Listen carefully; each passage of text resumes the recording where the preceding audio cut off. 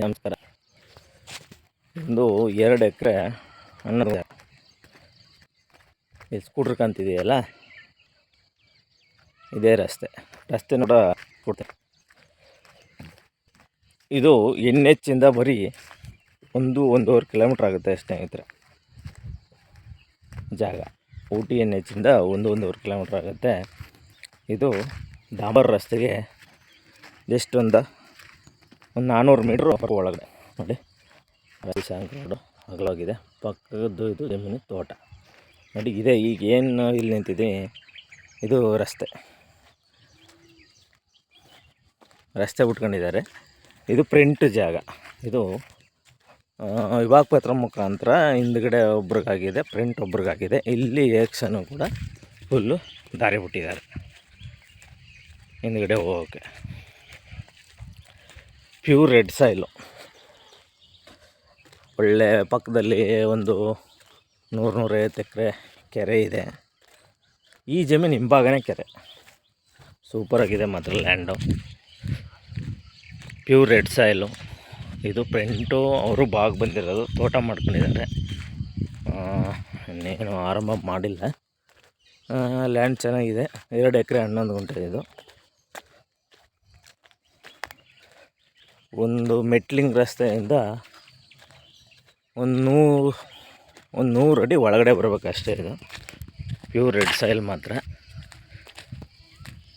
ಅಲ್ಲಿ ಒಂದು ಕಡೆ ಎಲ್ಲ ಫೆನ್ಸಿಂಗ್ ಹಾಕಿದ್ದಾರೆ, ಇನ್ನು 3 ಕಡೆ ಫೆನ್ಸಿಂಗ್ ಹಾಕಬೇಕು.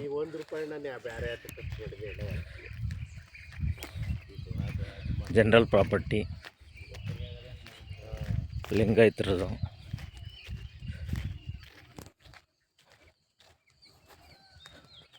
ಪಕ್ಕದಲ್ಲಿ ಒಂದು 100-150 ಎಕರೆ ಕೆರೆ ಇದೆ.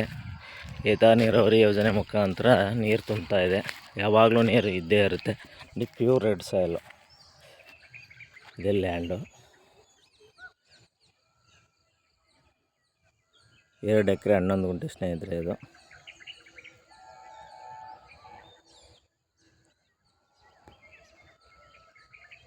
ಅಪ್ ಟು ಅಲ್ಲಿ ಮೇಲ್ಗಡೆ ಕಾಣ್ತಿದೆಯಲ್ಲ, ಅಲ್ಲಿವರೆಗೂ ಕೂಡ ಬರುತ್ತೆ.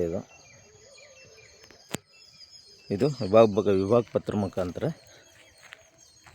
ಎಲ್ಲ ಭಾಗ ಮಾಡ್ಕೊಂಡಿದ್ದಾರೆ. ಇಂಟೆಲ್ಲ ನೋಡಿಲಿ, ಎಲ್ಲ ಫೆನ್ಸಿಂಗ್ ಆಗಿದೆ. ಇನ್ನು 3 ಕಡೆ ಮತ್ತು ಫೆನ್ಸಿಂಗ್ ಆಗಬೇಕು. Pure red soil. ಪ್ರಿಂಟು ಒಬ್ಬರಿಗೆ ತೋಟ ಇದೆ ನೋಡಿ. ಇದೇ ರಸ್ತೆ, ಮನೆ ಇದೆಯಲ್ಲ ಅಲ್ಲಿ ಮುಂದಕ್ಕೆ ಅಲ್ಲೇ ರಸ್ತೆ ಇರೋದು. ಇದು ಈ ಜಮೀನಿಗೆ ಹೋಗೋಕ್ಕೆ ರಸ್ತೆ ಬಿಟ್ಕೊಂಡಿದ್ದಾರೆ. ಸೂಪರ್ ಜಾಗ ಮಾತ್ರ. NHಗೆ ಬರೀ 1.5 ಕಿಲೋಮೀಟ್ರ್ ಅಷ್ಟೇ. ಡಾಂಬರ್ಗೆ ಒಂದು 400 ಮೀಟ್ರ್ ಹೊರಗಡೆ ಬರಬೇಕು.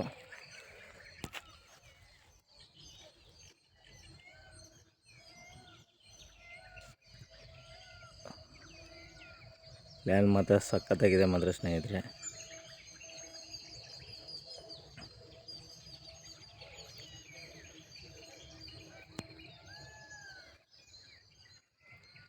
ಸಂಪೂರ್ಣವಾಗಿ ಎಲ್ಲ ಮೊದಲೆಲ್ಲ ಪ್ರಿಂಟು ಬೋರ್ವೆಲ್ ಏನಾಗಿದೆ ಅಂದರೆ ಮುಂದ್ಗಡೆ ಅವ್ರಿಗೆ ಸೇರ್ಕೊಂಡಿದ್ದೆ ಪ್ರಿಂಟು.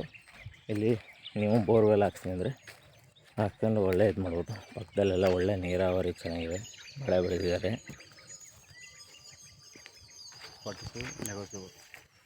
ನೋಡಿ ಇಲ್ಲೆಲ್ಲ ಬಾಳೆ ಹಾಕಿದ್ದಾರೆ. ಕಬ್ಬು ಕೂಡ ಪಕ್ಕದಲ್ಲೆಲ್ಲ ಬೆಳೆದಿದ್ದಾರೆ ನೋಡಿ. ಇದು ಪಕ್ಕದ್ದು ತೋಟ ಹೇಳಿದ್ದೀನಿ. ಇದ್ರ ಹಿಂಭಾಗನೇ ಒಂದು 150 ಎಕರೆ ಕೆರೆ ಇದೆ. ಇವರು 45 ಲಕ್ಷ ಹೇಳ್ತಾ ಇದ್ದಾರೆ. ಸ್ಲೈಟ್ಲಿ ನೆಗೋಷಿಯಬಲ್ ಆಗುತ್ತೆ ಸ್ನೇಹಿತರೆ.